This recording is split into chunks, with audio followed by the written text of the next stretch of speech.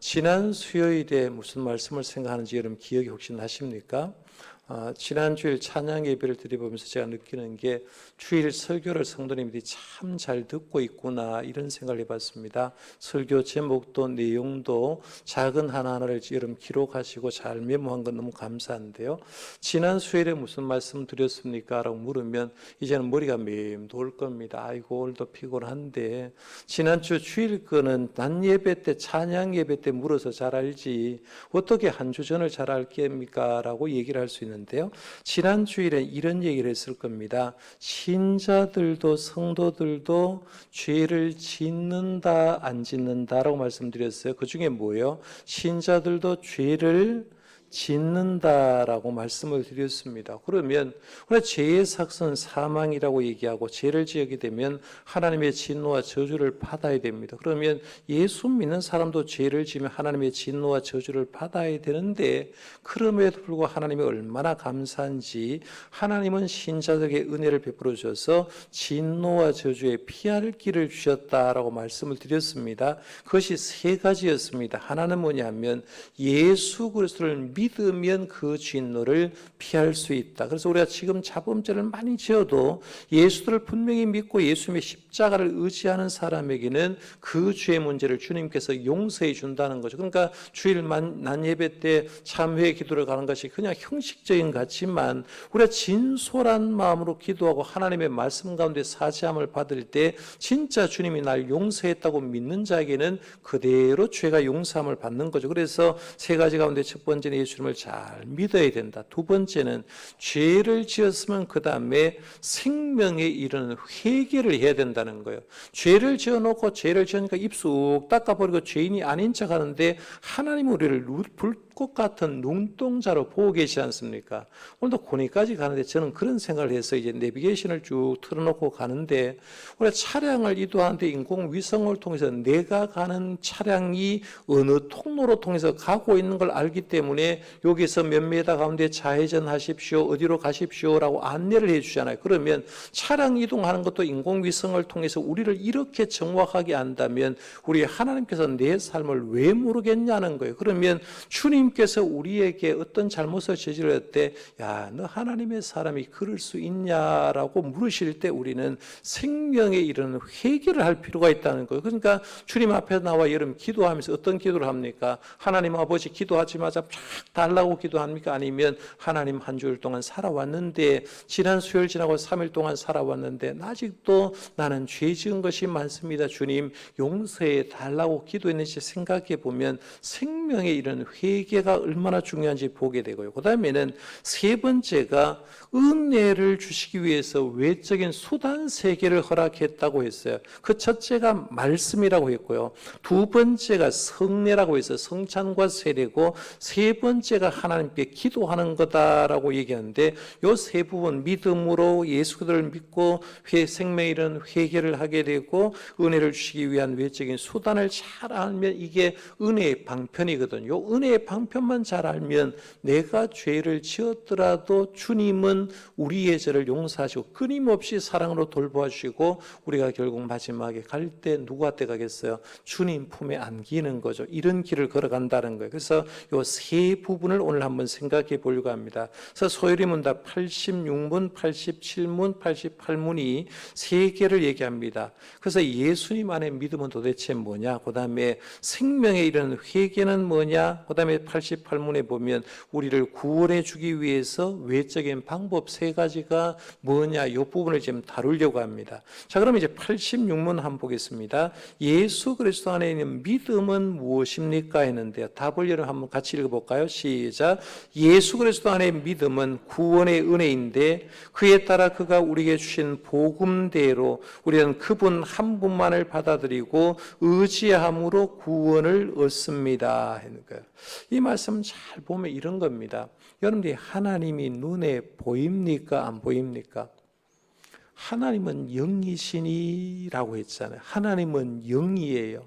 하나님의 영이기 때문에 이 세상에 있는 개와 돼지들은 하나님을 볼 수가 없어요. 영이 없기 때문에 그래요. 그런데 사람만큼은 하나님께서 사람을 창조하실 때 하나님의 형상대로 창조하셨다고 얘기하지 않습니까? 그러니까 우리가 하나님을 믿을 때 내가 하나님을 어떻게 영이신 하나님을 아냐라고 얘기하면 이미 하나님은 우리의 내재 속에서 하나님의 형상대로 지음을 받았기 때문에 믿음으로 하나님을 영광 가운데 볼 수 있는 거죠. 그래서 보이지 않은 하나님도 믿음 가운데 볼 수가 있고 천국도 보이지 않지 않습니까? 지금 장례식을 치르고 왔는데 그 장례식을 치르고 가운데 예수를 안 믿는 사람은 죽으면 끝이다고 생각하는데 성경 말씀을 읽어보고 믿음의 선배들을 보면 전부 다 죽음에 임박했을 때 자기가 갈 새하늘과 새 땅 천국을 바라보았다는 거죠. 이게 보이는 게 뭐냐면 믿음이 있기 때문에 천국이 보여주는 거죠. 그리고 믿음이 있기 때문에 내가 믿음 가운데 예수를 믿음으로 나는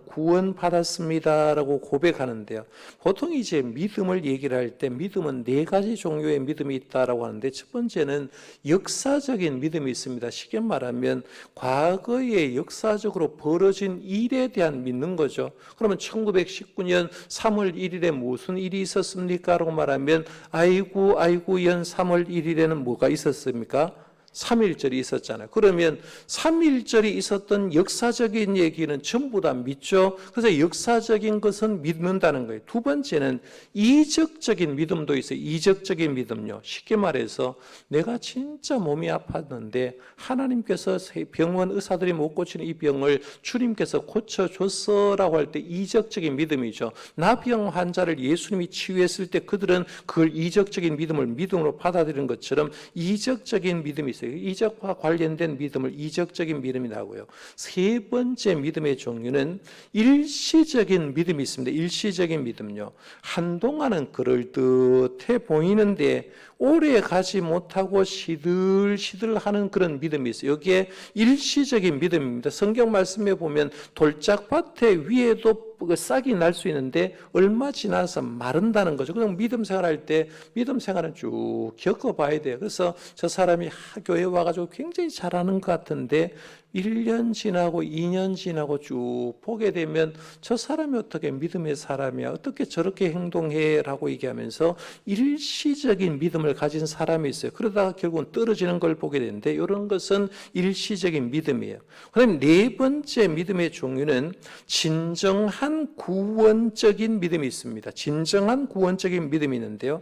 하나님이 중생한 자에게 주는 믿음입니다. 그러니까 하나님이 내가 믿도록 해준 사람은 절대로 어떤 환경 속에도 심지어는 방탕한 길로 갔더라도 아버지 집에 다시 돌아오겠어요. 이미 하나님 저 사람을 구원해 놓기 때문에 때로 잘못한 길로 걸어가도 그 사람은 구원한 믿음이 있었기 때문에 진정한 구원의 믿음이 있는 거죠. 그러니까 여러분들 잘 생각해 보면 여러분이 한결같이 예수 잘 믿었습니까? 아니죠. 사실은 우리가 보통 믿음이라 표현할 때 내가 예수 믿었다라고 하는데 이 말은 잘못된 거예요. 하나님이 나를 예수님 믿도록 은혜를 주셔서 믿게 하셨다고 하는 거죠. 여러분의 은혜로 여러분의 힘으로 예수 못 믿어요. 주님이 은혜를 주니까 믿겨지는 거예요. 은혜가 필요하다는 거예요. 그러니까 우리가 신앙생활하면 한결 같으면 좋겠는데 가끔씩 보면 탕자처럼 꼭 돌아오는 사람이 있어요. 그래서 몇 년 갔든지 몇십 년까지 돌아오는데 가만히 보면 내가 왜 그렇게 갔다가 돌아왔냐라고 얘기를 할 때 뭔 얘기하느냐 하면 하나님이 창세전에 나를 선택했기 때문에 진짜 구원적인 믿음을 확인하는 거예요. 제가 목회를 하면서 늘 얘기하는 게 이런 겁니다. 결국에는 돌아갔다가 돌아옵니다. 왜? 하나님이 구원하면 받은 백성은 돌아오게 돼 있거든. 이게 진정한 구원적인 믿음이에요. 그래서 믿음은 네 가지 종류가 있다고 말씀드릴 수 있고요. 믿음에는 세 가지 요소가 있습니다. 믿음에는 세 가지가 있는데 흔히 하는 말로 지정의가 있죠. 지정의. 지적인 요소가 필요합니다. 그럼 믿음은 막연하게 믿는 게 아니고요. 성경 말씀을 근거로 해서 지적인 지식이 필요합니다. 성경 말씀에 지적인 지식이 없으면 교회 오래 다녀도 그냥 이단 한번 딱 와가 건드려 버리면 와르르 무너지는 걸 보게 됩니다. 이게 지적인 믿음이 없어서 그랬고요. 두 번째는 믿음은 감정적인 요소가 있습니다. 이게 하나님께서 은혜를 주면 동의가 돼야 되거든요. 그럼 가슴 속에서 하나님 믿습니다 라고 얘기하면서 설교를 할 때도 여러분 마음속에 은혜가 되면 어떤 역사가 일어나요? 아멘 하고 동의를 하잖아요. 동의를 하는 거예요.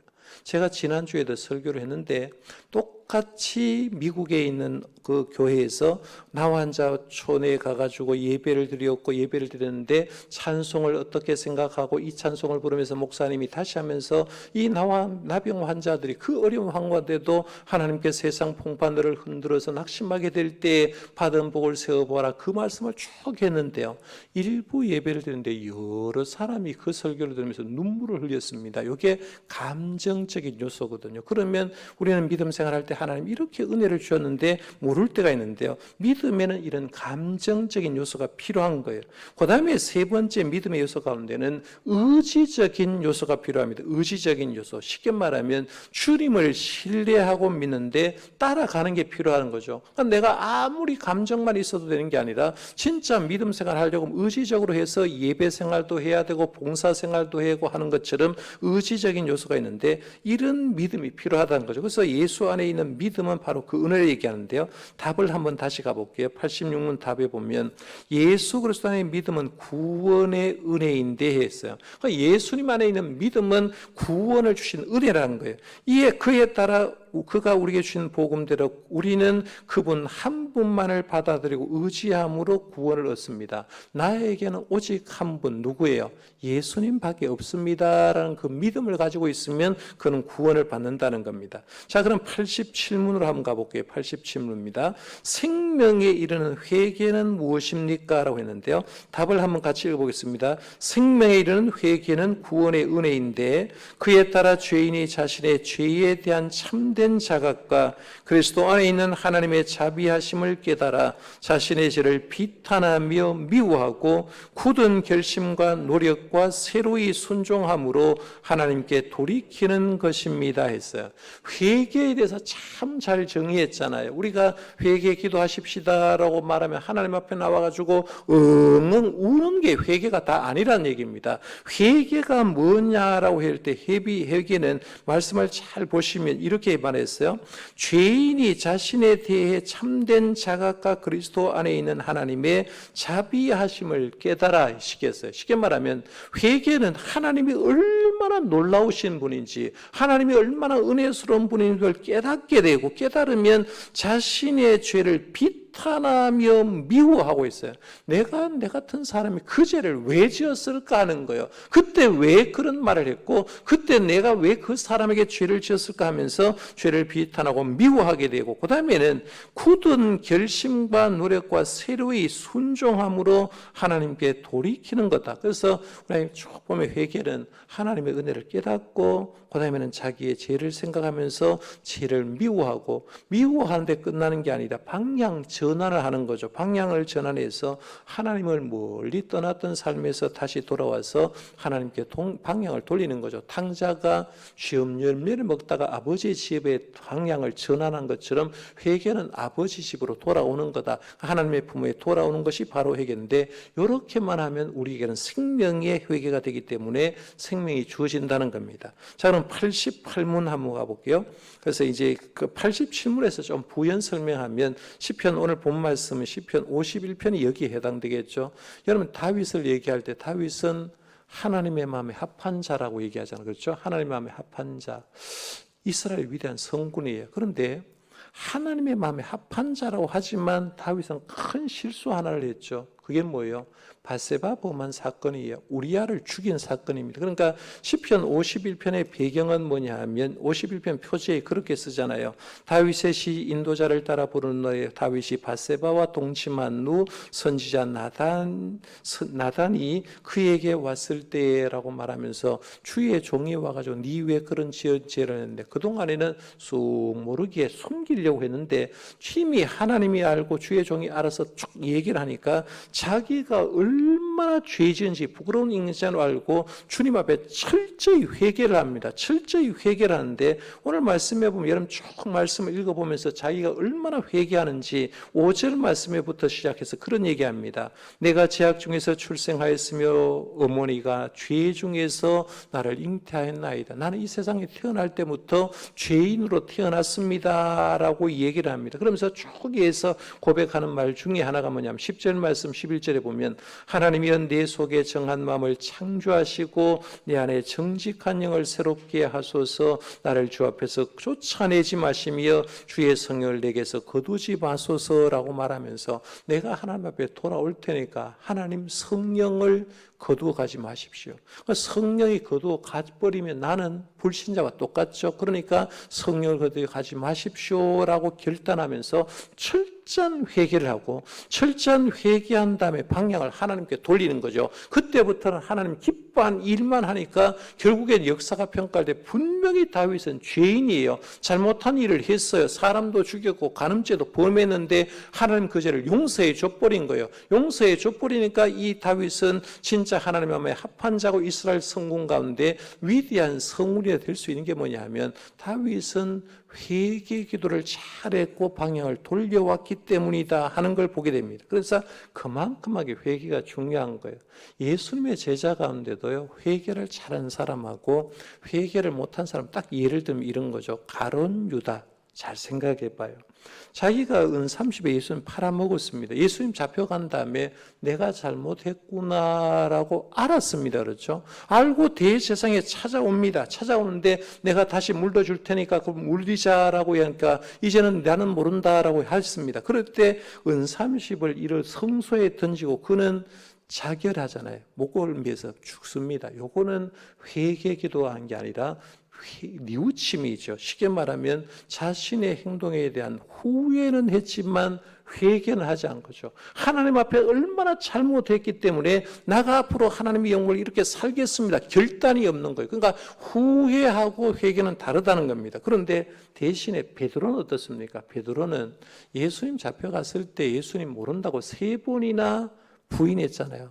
여종 앞에서도 나 예수님 모른다라고 했지 않습니까? 그런데 이 베드로가 닭 울 때 그는 철저하게 회개하지 않습니까? 그러니까 여러분들 예배당 꼭대기에 보면 우리 한국 교회는 전부 다 십자가 그려져 있어요. 그런데 이스라엘에 가보시면 예배당 위에 십자가 있는 게 아니라 닭이 한 마리씩 올라가 있는 걸 보게 될 겁니다. 하나님 앞에서 우리가 죄인이라서 회개했던 베드로를 생각하면서 닭이 한 마리씩 올라가는 걸 보게 되는데요. 그렇게 회개하고 결국 하나님에 돌아와서 결국은 베드로는 누구 위해서 삽니까? 오직 예수 위해서 예수님의 복음을 증거하다가 로마에서 십자가에 거꾸로 순교당하는 걸 보게 되죠. 순교하는 걸 봅니다. 그러니까 회개가 뭐냐, 그리고 뉘우침이 뭐냐, 후회하는 게 뭐냐를 구별할 때 진짜 내가 뉘우침, 후회했다라는 것은 자기 생각만 끝인다면 회개는 주님 앞에 철저히 무릎 꿇고 방향을 돌려서 주님 기뻐하는 일을 하는 게 바로 회개라는 걸 보게 됩니다. 자, 그럼 88문 이어서 한번 가볼게요. 구속의 유익을 우리에게 전달하기 위해서 그리스도께서 쓰시는 외적인 방법들은 무엇입니까? 했어요. 답을 한번 같이 읽어볼까요? 구속의 유익을 우리에게 전달하기 위하여 그리스도께서 쓰신 외적인 그리고 통상적인 방법들은 그분의 규례들인데 특별히 말씀과 성례와 기도이며 이는 모두 구원받기로 선택된 자들에게 효력이 있습니다. 라고 했어요. 우리가 예수를 믿고 구원받은 사람에게 계속해서 유익을 전달하기 위해서 우리는 부단히 3가지를 잘 해야 되는데 그게 뭐냐면 말씀 생활 잘하는 거, 말씀 생활. 그 다음에는 보이는 하나님의 말씀했던 성찬과 세례식에 동참하고 그 다음에는 하나님 앞에 깨어서 기도하게 되면 우리가 구원받은 그 유익이 계속해서 유지가 된다. 요 3가지를 잘 해야 된다라고 얘기합니다. 자, 그럼 생각해 봅시다. 넘어가 볼게요. 죄를 짓지 않기 위해서 한 주간 노력했나요? 그 노력의 결과는 어떠했습니까? 내 의지로 되지 않은 일을 만났을 때 우리는 무엇을 의지해야 될지 서로 이야기해 봅시다 했는데요. 우리가 죄를 짓지 않기 위해서 한 주간 노력했는가 한번 생각해 보고 죄 짓지 않기 위해 노력했는데 부족한 부분이 보이면 또 한 번 노력할 필요가 있죠. 자, 그러면 이제 3가지 한번 가볼게요. 죄 지은 우리가 드디어 진노와 그 저주에서 피하려고 하면 첫 번째 은혜의 방편이 뭐냐면 믿음이라고 했습니다. 죄를 벗어나고 아무리 노력해도 우리는 노력에 한계가 있으며 죄에서 벗어나게 할 수 없습니다. 우리는 오직 하나님을 의지해야 합니다. 하나님께서는 연약한 우리들을 위해서 3가지 은혜의 방편을 주셨는데 그 첫 번째가 믿음이라고 했죠. 두 번째가 뭐예요? 회개라고 했고요. 세 번째가 외적인 방편들 말씀과 성례와 기도했는데 첫 번째가 은혜의 방편이 믿음이라는 거예요. 그리스도를 믿는 자들은 하나님께서 은혜를 주셔서 죄에서 벗어나게 하십니다라고 했습니다. 자, 그럼 1번 문제 한번 가볼게요. 우리는 믿음으로 의롭게 됩니다. 다음 말씀을 읽고 이 어떤 의미며 이 의는 어디서 오는지를 서로 이야기해 봅시다 라고 했는데요. 로마서 3장 22절 한번 같이 읽어볼까요? 시작. 곧 예수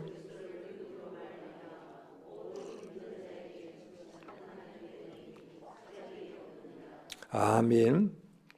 우리가 예수를 믿으면 의롭게 된다. 지난주에도 제가 말씀드렸어요. 이걸 로마서 1장에 믿음으로 의롭게 된다 해서 그래서 이신칭의 교리를 우리는 얘기를 한다고 했어요. 그러면 내가 예수를 믿으면 의롭게 된다고 했을 때 내가 믿는 것이 내 의를 믿는 거냐 아니면 하나님의 공의 예수님이 이루신 의를 믿느냐 하는 거예요.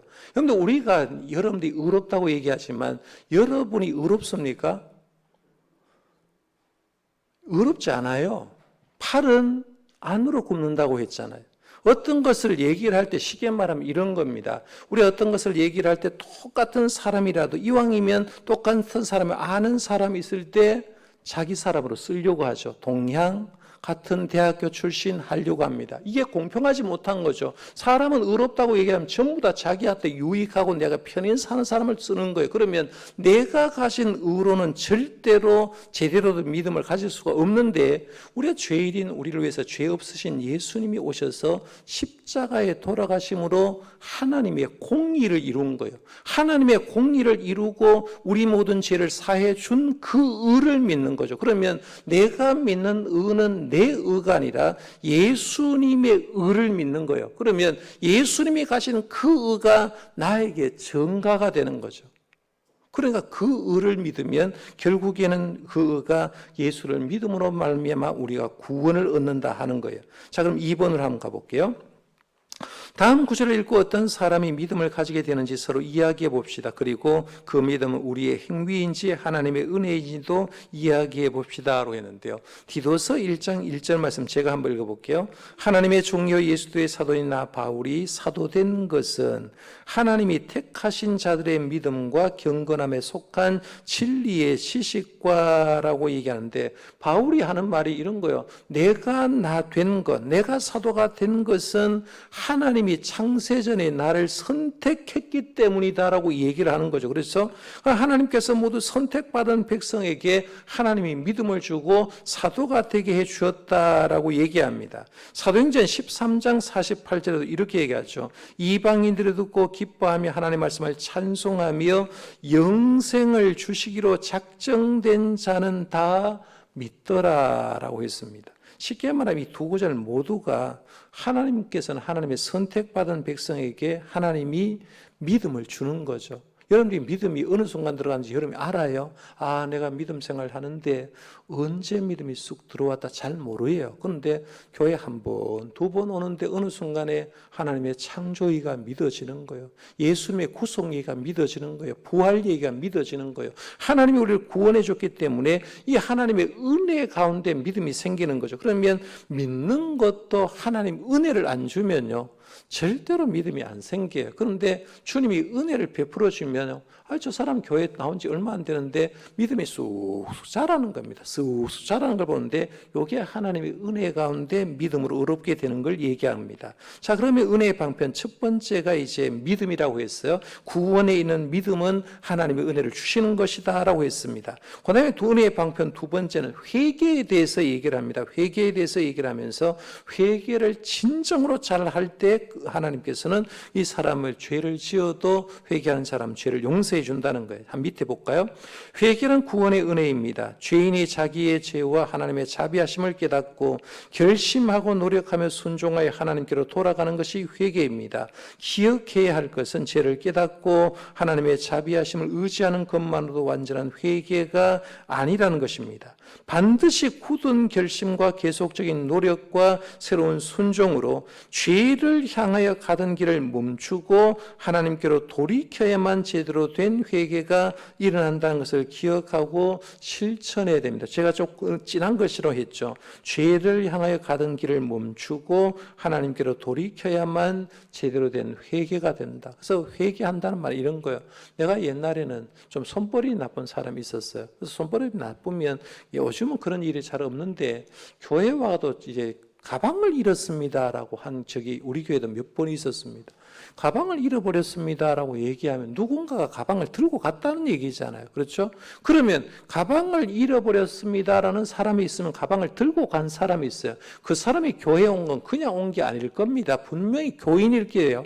예수를 믿는데 교회 와니 보니까 욕심이 생기니까 가방을 들고 간 거예요. 이 사람이 하나님 앞에 가가지고 하나님 앞에 나와가지고 하나님 내 손버릇이 안 좋아서 가방 들고 갔는데 용서해 주세요. 우는 게 회개가 아니라 진짜 내가 왜 이렇게 죄인인가를 깨닫고 다시는 그런 짓을 지지 않는다고 약속하면서 그 다음에는 절대로 남의 가방에 돈이 수천만 원 들어도 가져가진 않는 사람이 되는 게 회개라는 거예요. 이게 회개하는 자입니다. 그래서 제대로 된 회개는 바로 이런데 이런 회개를 하게 되면 하나님 그 사람이 죄를 지어도 그 사람은 은혜의 방편으로 용서해 준다는 거예요. 자, 그럼 뒤로 한번 넘어가 보겠습니다. 76쪽입니다.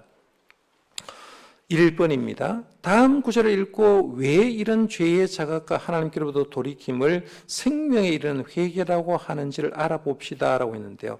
사도행전 11장 18절에 보면 그들이 이 말을 듣고 잠잠해 하나님께 영광을 돌리되 그러면 하나님께서 이방인에게도 생명을 얻는 회개를 주셨도다 하니라고 했는데 이방인들도 하나님 말씀 들으니까 자기의 죄인을 깨닫고 하나님께 돌아오니까 그것이 어떤 회개예요? 생명을 이루는 회개란 거예요. 이방인들이 불신자가 하나님 기뻐하는 일을 하지 않았는데 복음 들으니까 자기들 진짜 회개하고 예수님께 돌아오니까 그 회개는 일반 회개 아니라 생명을 얻는 회개였다 하는 걸 봅니다. 그러니까 지금도 마찬가지입니다. 아무리 죄를 지어도 하나님 앞에 나와가지고 회개하고 다시 그런 짓을 안 저질러야 그 사람이 용서받는 거예요.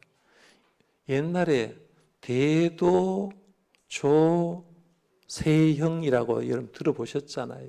뒤에도 좀 있는 집에 들어가가지고 자기가 막 홍길동이처럼 하다 결국 갔어요.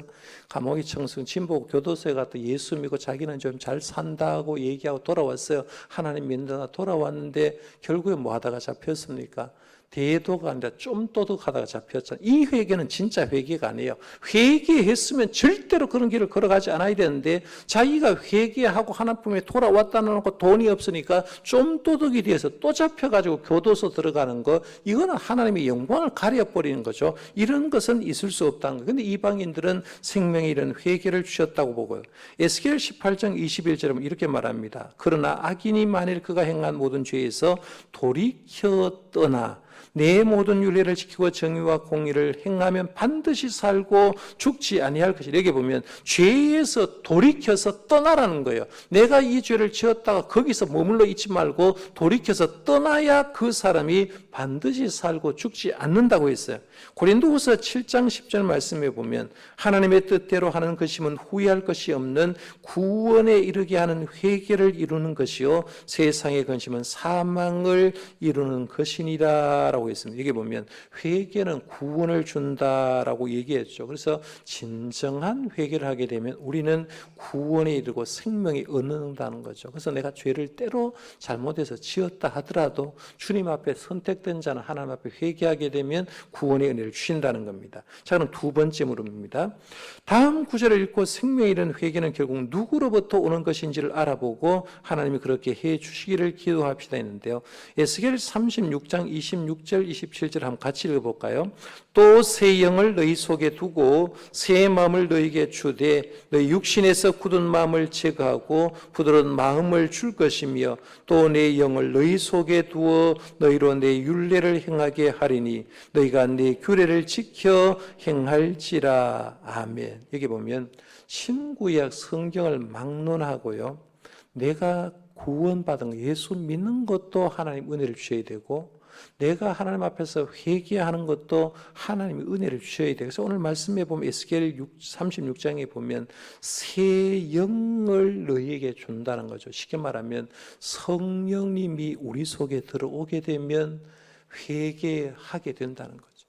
거룩한 영이 내 속에 들어와서 나를 장식하는 거예요. 그러면 내 속에 있는 더럽고 추한 죄는 견딜 수 없어서 내놓을 수밖에 없다는 거예요. 그러니까 이런 걸 가만히 보면 그러면 영을 주시는 분도 누구예요? 하나님의 은혜죠. 영이 들어오는 것도 하나님의 은혜인데 하나님께서 모든 것을 이런 말씀을 통해서 영의 은혜를 주시면 우리가 회개한다. 이 회개도 결국 돌아가 보면 하나님께서 우리를 사랑해 주는 그 표현인 걸 보게 됩니다. 자, 그럼 은혜의 방편 세 번째 한번 가볼게요. 그리스도께서 사용하신 통상적인 외적인 수단들 했는데 믿음과 회개와 함께 하나님 우리 주신 은혜의 방편들 가운데 하나는 예수 그리스도께서 사용하신 통상적인 외적인 수단들인데 바로 말씀과 성례와 기도입니다. 이 수단들은 말 그대로 외적이어서 우리가 직접 경험하고 실천할 수 있는 것들입니다. 우리는 이를 실천함으로 죄에서 멀어질 수 있고 하나님의 은혜를 풍성하게 누릴 수 있습니다라고 했어요. 이게 보면 말씀과 성례와 기도라고 했잖아요. 말씀은 여러분 눈에 보이죠? 말씀은 여러분의 귀에 들립니다. 그렇죠? 외적인 건가요? 내가 진짜 신앙생활 살아있으면 주일날 목회자로 통해서 하나님의 말씀이 들려집니다. 그러니까 선포되는 말씀, 새벽 기도 때 지금 생각하는 것도 데살로니가 교인들이 감사하면서 사도 바울이 어떤 표현을 하느냐면 내가 너희 가서 하나님의 말씀을 전파할 때 사람의 말로 받지 않고 하나님의 말씀으로 받은 것 너무너무 감사하다는 이런 표현을 하는 거예요.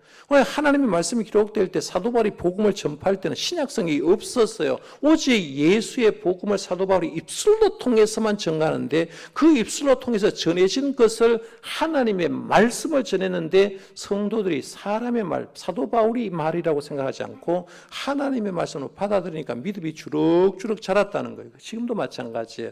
우리가 외적인 수단들 얘기할 때 하나님의 말씀, 지금은 기록된 말씀이 있고 선포되는 말씀이 있어요. 그런데 여러분이 어디에 은혜를 받아야 되냐면 두 곳 다 은혜 받으시기를 바랍니다.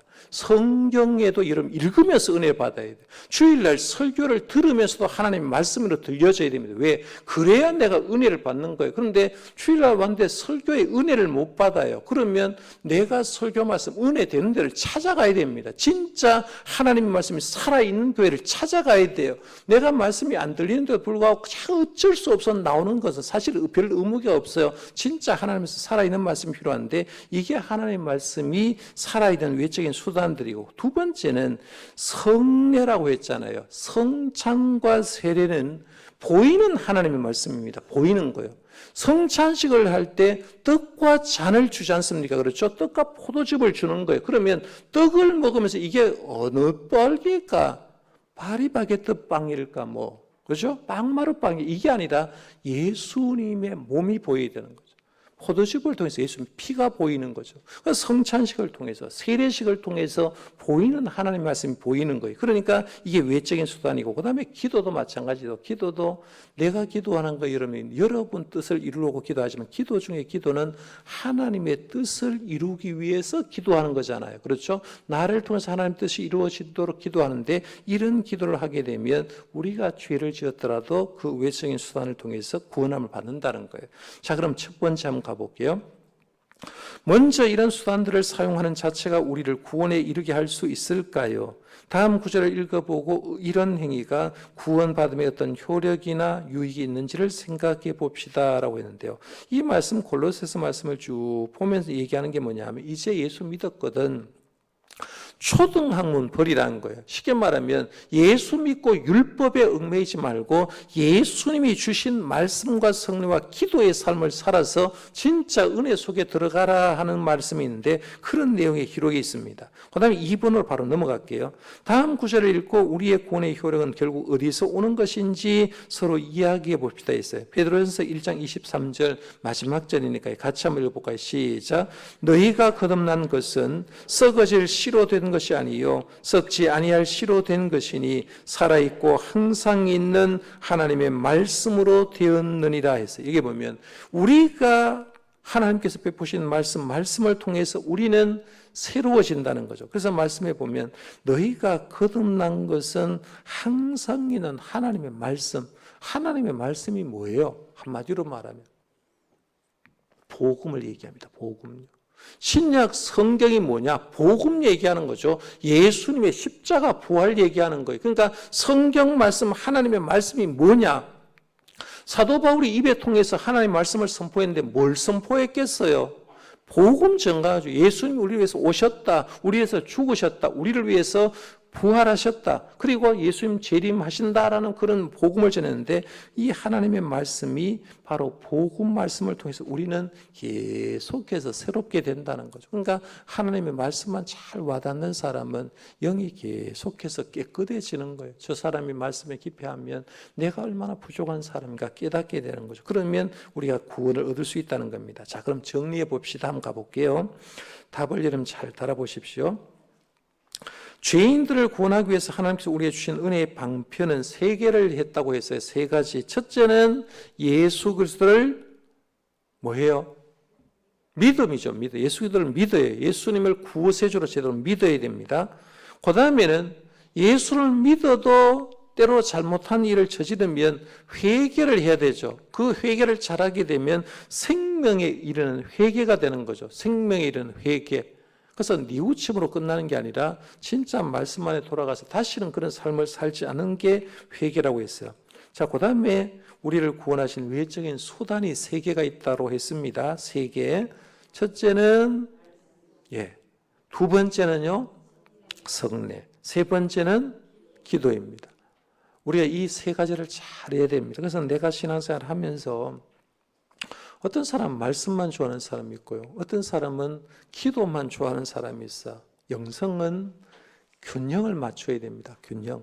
여러분들 몸도 마찬가지지 않습니까? 음식도 균형을 맞춰야 내가 건강한 것처럼 영성도 말씀과 기도 그리고 성례는 여러분 하고 싶어도 못합니다. 왜? 여러분 집에 앉아가지고 여러분 스스로가 떡 하나 갖다 놓고 잔 하나 갖다 놓고 이것은 주님의 몸이니 여러분 아무리 해도 그런 자격이 없어요. 목회자가 없이는 절대로 그런 일을 행할 수가 없기 때문에 공식적으로는 성례는 여러분이 못하지만 말씀과 기도는 여러분 균형을 맞출 수 있어야 돼요. 그래서 내가 예를 들어서 성경을 1시간 본다. 그러면 기도 1시간 나와야 되는 거예요. 기도를 1시간 했으면 말씀 1시간 봐야 돼요.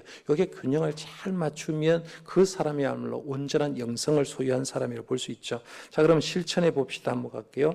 이번 한 주는 죄로부터 돌이켜 반대로 하나님께 순종하는 것이 어떤 일인지를 생각해 보고 실천합시다라고 해서 그래서 회개를 온전히 해서 그냥 잘못한 게 아니라 진짜 하나님의 뜻대로 한번 살아보려고 노력할 수 있기를 바랍니다.